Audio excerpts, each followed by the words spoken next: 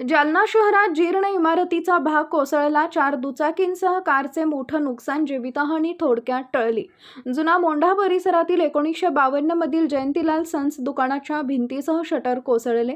उपमहापौर राजेश राऊत यांनी घटनास्थळी भेट देत जीर्ण इमारतींवर तातडीनं कारवाईची गरज व्यक्त केली. या घटनेमुळे शहरातील जीर्ण इमारतीचा प्रश्न पुन्हा एकदा ऐरणीवर आला. मनपा प्रशासनानं शेकडो इमारतींना नोटिसा बजावल्या, परंतु कारवाई मात्र गुलदस्त्यात.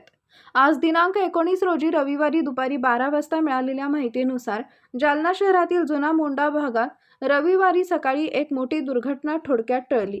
सुमारे 74 वर्ष जुन्या इमारतीचा काही भाग अचानक कोसळल्यानं परिसरात एकच खळबळ उडाली.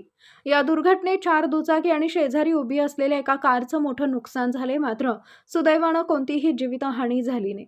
मिळालेल्या माहितीनुसार जुना मोंढा परिसरातील जयंतीलाल सन्स या पत्रे विक्री दुकानाची इमारत 1952 सालातील आहे.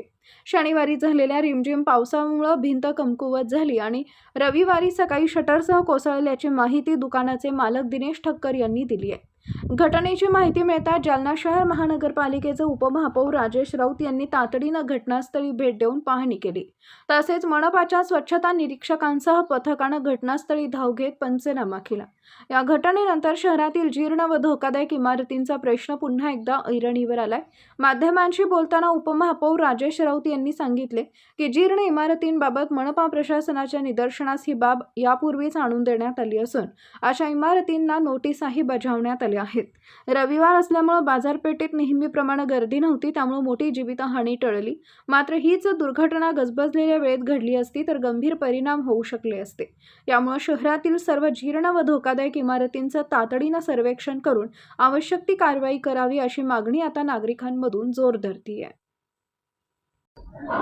आज सकाळी 11:30 वाजता जुना मोंढा या ठिकाणी जयंतीलाल सन्स म्हणून 1952 मध्ये हे कंस्ट्रक्शन झालं होतं आणि हे अचानक आज 11:30 वाजता पडलं, म्हणजे कोसळलं. तर त्यांचे जे मालक आहे, आमचे सहकारी मित्र आहेत दिनेश ठक्कर म्हणून, त्यांना मी या ठिकाणी पाहणी केली आणि माहिती घेतली. त्यावेळेस त्यांनी मला या ठिकाणी माहिती दिली. त्यांनी सांगितलं की काल जो पाऊस होता ते पावसामुळं या ठिकाणी ही घटना घडलेली आहे. महानगरपालिकेच्या वतीने आमचे जे SI या ठिकाणचे, तर त्यांनी पंचनामा वगैरे या ठिकाणी केला आणि हे जे भिंत पडलेली आहे, शटर पडलं, त्याच्यामध्ये यांच्या 3-4 दुचाकी वाहन त्यांचं या ठिकाणी नुकसान झालेलं आहे. शेजारी दायमाजी म्हणून त्यांची एक कार होती, तिचं या ठिकाणी नुकसान झालेलं आहे. जीवितहानी कुठल्याही प्रकारची झालेली नाही. बांधकाम वगैरे जिथं झालं होतं. हो, हे 1952 म्हणलं तर खूप जुनं बांधकाम या ठिकाणी होतं आणि ते जुनं असल्या कारणानेच मला असं वाटतं की सततच्या पावसामुळं ते या ठिकाणी कोसळलं.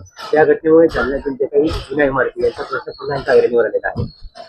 हो, मी उपमहापौर म्हणून सुद्धा या ठिकाणी प्रशासनाच्या वेळोवेळी आम्ही काही गोष्टी लक्षात आणून दिलेल्या आहे की ज्या जुने बांधकाम झालेले महानगरपालिकेच्या माध्यमातून सुद्धा काही ज्या जुन्या इमारती आहे, तर त्या लवकरात लवकर त्यांना नोटीस देऊन त्यांच्यावर कारवाई करून लवकरात लवकर ते काढण्यात यावं आणि तसं माननीय आयुक्त यांनी नोटीस दिलेल्या आहे.